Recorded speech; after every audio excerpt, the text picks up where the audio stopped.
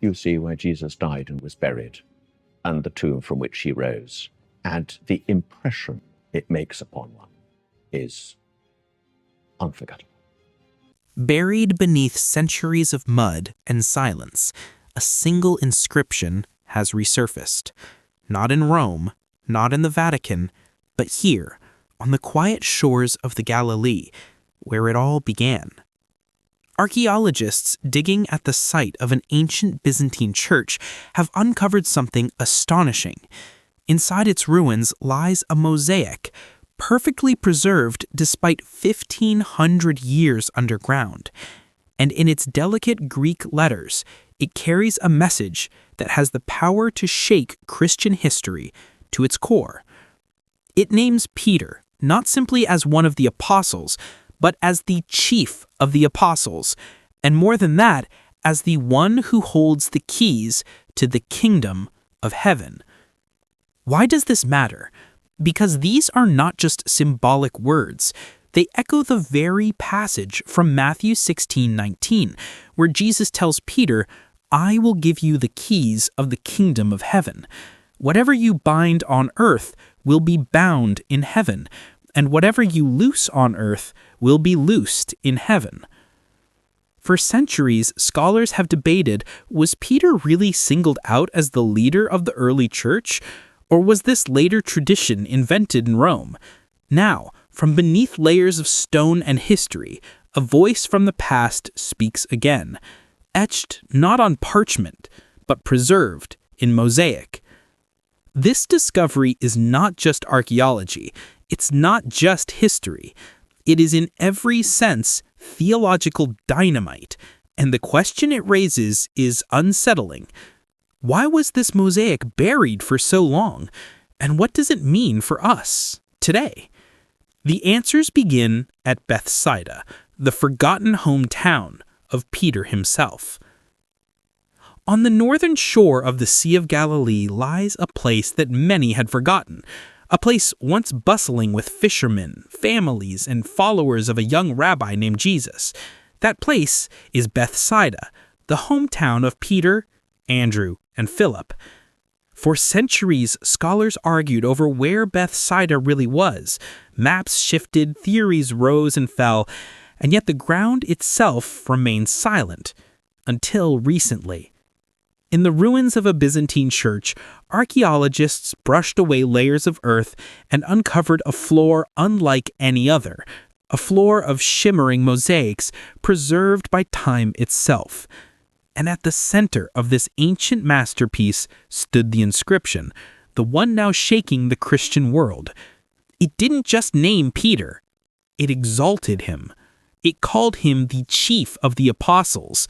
It declared him the holder of the keys of heaven. Think about that for a moment. These words were not written by a theologian centuries later. They were not debated in the courts of Rome. They were carved into the worship space of early believers here, at the very edge of the Galilee. Imagine worshipers standing on this mosaic centuries after Peter's death, proclaiming the same truth that Jesus spoke, that Peter was chosen, singled out, given authority no one else received. And now that mosaic has resurfaced, silent for 1,500 years, yet louder than ever. But why Bethsaida? Why would this forgotten fishing village carry such a message of authority and power? To answer that, we must look not just at ruins, but at scripture, memory, and the strange relationship between faith and place. Because Bethsaida was no ordinary town. Bethsaida. To most of the world today, it is little more than stones and silence. But in the Gospels, it was a stage where history and eternity collided. This was the hometown of Peter, Andrew, and Philip, three men who left their nets behind to follow a teacher who would change the world. It was here, in these narrow streets and fishing docks, that faith took its first trembling steps. Bethsaida is also where Jesus performed miracles. Here, he healed the blind man by touching his eyes twice, a moment of mystery that theologians still wrestle with. Here, near its fields, the feeding of the 5,000 unfolded. 5 loaves, 2 fish, and a crowd that left astonished. And yet, Bethsaida was also cursed. In Matthew 11:21, Jesus cried out, "Woe to you, Bethsaida!" Why? Because despite the miracles, many still refuse to believe. This paradox, the town of miracles, the town of unbelief, has haunted Bethsaida's memory for 2,000 years. And perhaps that is why the Mosaic matters so much. It is not only a reminder of Peter's authority, it is a statement carved on the soil of his own homeland, as if the early church was answering Jesus' curse with a declaration. Here, in this very place, the memory of Peter will never die. So when archaeologists brushed aside the dust of centuries, they were not simply uncovering ruins. They were uncovering testimony, a testimony that binds scripture, geography, and faith into one undeniable thread. But how did we even find this lost town? For centuries, no one could even agree where Bethsaida was, and that mystery set the stage for one of archaeology's greatest hunts. For centuries, Bethsaida was a ghost, mentioned in scripture, spoken of by pilgrims, yet nowhere to be found on a map. Scholars argued, explorers searched, but the town seemed to have vanished into the dust of history. In the 19th century, European travelers scoured the Galilee, convinced they would stumble upon the ruins. They found fragments, stones, whispers of the past, but no conclusive proof. After 1967, when Israel regained access to the northern Galilee, archaeologists launched fresh digs. One site, at Tel, was championed as Bethsaida. Excavations began in the 1980s, and for years it was presented as the long-lost town. But there was a problem. The evidence was thin. The city seemed too far from the waterline of the Sea of Galilee, too disconnected from fishing life, too inconsistent with gospel detail. Doubts grew louder. Then, in the early 2000s, whispers began about another site, El-Araj. Hidden under layers of mud from centuries of flooding by the Jordan River, El-Araj had been overlooked. But in 2016, a team led by archaeologist Mordecai Aviam began to dig, and what they uncovered changed everything. Coins, pottery, and the remains of a Roman bathhouse emerged, dating the settlement exactly to the time of Jesus. Then, in 2017, the foundations of a Byzantine church appeared. By 2019, archaeologists were asking a new question. Could El-Araj, not at Tel, be the true Bethsaida? The evidence piled up, and tension in the academic world grew fierce. And then, in 2022, the revelation arrived that silenced the debate. A mosaic, perfectly preserved, with words that would shake Christian theology to its core. In 2022, inside the ruins of the Byzantine church at El-Araj, archaeologists brushed the earth away and froze in silence. What lay beneath was not just another broken stone, not just another artifact. It was a mosaic, dazzlingly preserved, its Greek letters clear after 1,500 years. And in those letters was a name. Not just any name. Peter. The inscription read, "Chief and Commander of the Heavenly Apostles, holder of the keys to the kingdom of heaven." It was a thunderclap from the past, because these words echo exactly what Jesus said in Matthew 16:19. "I will give you the keys of the kingdom of heaven." Keys that could open and shut, bind and loose, authority that no man could take away. This was not Rome writing history centuries later. This was the early church, right here in Galilee, declaring Peter's role with unshakable clarity. And they placed this confession in stone, in his own hometown. The symbolism is staggering. In the very soil cursed by Jesus for unbelief, the faithful carved proclamation. Peter was not only one of the apostles, he was the leader, the chief, the one entrusted with the keys, the one whose memory would outlive curses and centuries. Imagine kneeling before this mosaic, the golden light of oil lamps flickering over the letters, pilgrims whispering prayers, tears falling on the stones. For them, this was no theory. This was a living truth. And for us, today, it raises a question that rattles the walls of theology. If Peter's primacy was carved in stone 1,500 years ago in Bethsaida, what does that mean for how we see the church, authority, and faith today? But before we answer, we must ask, was this just pious decoration, or does it align with history itself? When archaeologists found the mosaic, skeptics immediately asked, could this be coincidence? The answer lies not only in the stone itself, but in the witnesses of history. In the year 725 AD, a Bavarian bishop named Willibald made a pilgrimage through the Holy Land. He wrote of visiting a church in Bethsaida built on the very site of Peter and Andrew's home. For centuries, his testimony was dismissed because no one could find such a church. But now here it was, a Byzantine church, right where Willibald described it, with an inscription calling Peter chief of the apostles and holder of the keys. The mosaic is not just evidence, it is confirmation that pilgrims in the early church recognized this exact place as holy ground. And it doesn't stop there. The wording itself aligns seamlessly with Scripture. The phrase holder of the keys comes directly from Matthew 16:19. And it echoes Isaiah 22:22, where authority is symbolized by the key of David. This shows that the church in Bethsaida was already interpreting Peter's role through the very same scriptures we read today. Tradition, scripture, and archaeology, three voices singing in harmony. For over a century, scholars debated whether Bethsaida was at Etel or El-Araj, but the mosaic speaks louder than academic arguments. It is the missing piece, the testimony frozen in stone. And yet, this leads us to a deeper question. Why does it matter? What difference does a 1,500-year-old mosaic make in a world drowning in modern chaos? The answer is unsettling and explosive. Because this mosaic doesn't just reveal history, it demands a confrontation with theology. It's one thing to stumble upon an ancient mosaic. It's another to realize what it proclaims. This wasn't a casual decoration, some forgotten prayer etched in stone.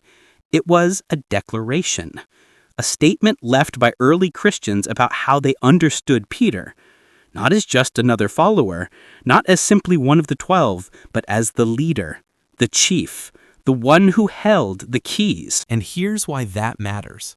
The Catholic Church has always pointed to Matthew 16:19, I will give you the keys of the kingdom of heaven, as the foundation for Peter's primacy. Critics, especially during the Reformation, argued that Rome exaggerated this role, inventing power structures centuries after the apostles were gone. But this discovery destroys that argument. The mosaic wasn't carved in Rome. It wasn't dictated by a pope. It was laid down in Greek by Byzantine Christians in Galilee centuries before the East-West split, long before medieval papal politics. In other words, the belief in Peter's authority was not a Roman creation. It was already embedded in the faith of Christians across the world. This church at El-Araj was not random. Early believers built it here for a reason. They remembered the village, they remembered Peter, and they remembered the words of Christ. By enshrining those words in stone, they left us a time capsule of their conviction. For today's world, the implications are seismic. If Peter was truly seen as chief of the apostles from the very beginning, not just in Rome, but in Galilee itself, then the debates over leadership, authority, and unity in the church are not new. They are ancient. But that realization only sharpens the conflict, because not everyone agrees, and the counter-argument is as old as the Gospels themselves. Not everyone sees this discovery as a victory for Peter's primacy. Skeptics point to another moment in the Gospels, Matthew 18:18, where Jesus gives authority to all the apostles. Whatever you bind on earth shall be bound in heaven. For many, this proves Peter was not unique. Authority was shared, not centralized. And at first glance, that argument seems strong. After all, the apostles did act together, spreading the gospel across the known world. Why elevate Peter above the rest? But here's where the Mosaic forces us to look closer. Yes, the apostles were given authority, but only Peter was given the keys. And in the ancient world, keys weren't metaphors for house chores. Keys meant stewardship, dynastic succession, the king's trusted delegate. Isaiah 22:22 says it plainly, "I will place on his shoulder the key of the house of David. What he opens, no one can shut." This was more than symbolic. To hold the keys was to rule in the king's absence. And in Matthew 16, Jesus places that burden, that authority, on Peter alone. What's shocking about El-Araj is how it confirms that interpretation. Not centuries later, not after Rome grew in power, but right here in the land where Peter lived. Early Christians believed this, proclaimed it, and enshrined it in stone. And yet, if this is true, why did Jesus curse Bethsaida, Peter's own hometown? Why did the place of miracles also become a place of judgment? Why did the city vanish into the soil, erased for 1,400 years?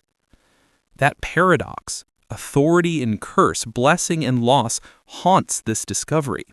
And it pushes us to ask, was this mosaic preserved for us not just as history, but as a warning? Every so often, history doesn't just whisper, it roars. That's what this mosaic has done. For centuries, the debate over Peter's authority has divided Christians, Protestant and Catholic, East and West, scholar and skeptic.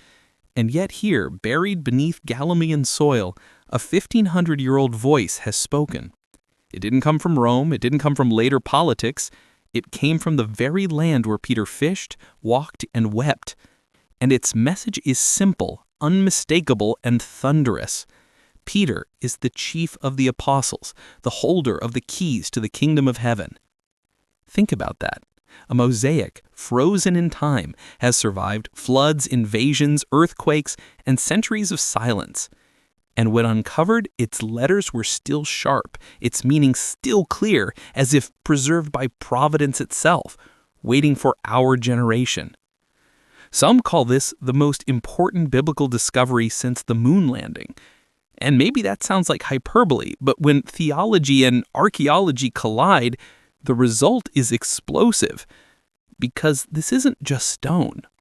It's scripture remembered, faith preserved, and authority proclaimed across centuries. And yet, the question that lingers is not just historical, it's personal. If early Christians believed Peter held the keys, if they built churches to honor that belief, and if they enshrined it in the very soil of Galilee, then what do we do with that knowledge today? Does it mean unity was always meant to center on Peter's role? Or does it mean we've misunderstood his place for generations? The stones have spoken. The past is resurfaced. And the weight of what it means is still unsettled. So here we are, a forgotten fishing village, a cursed city, a buried church, and inside it a single mosaic that could shift how millions view their faith. For over a millennium, the ground kept it secret. And now it's out. Peter named not just as an apostle, but as the chief of the apostles, bearer of the keys to the kingdom of heaven. It's the kind of discovery that doesn't just inform, it confronts. Because if the early church remembered Peter this way, then we're left staring at a truth far older and far harder than we imagined. But here's the question. Was this mosaic simply a reflection of belief or a confirmation of reality? Did the early Christians preserve Peter's primacy because it was tradition or because they knew it was true? And why now?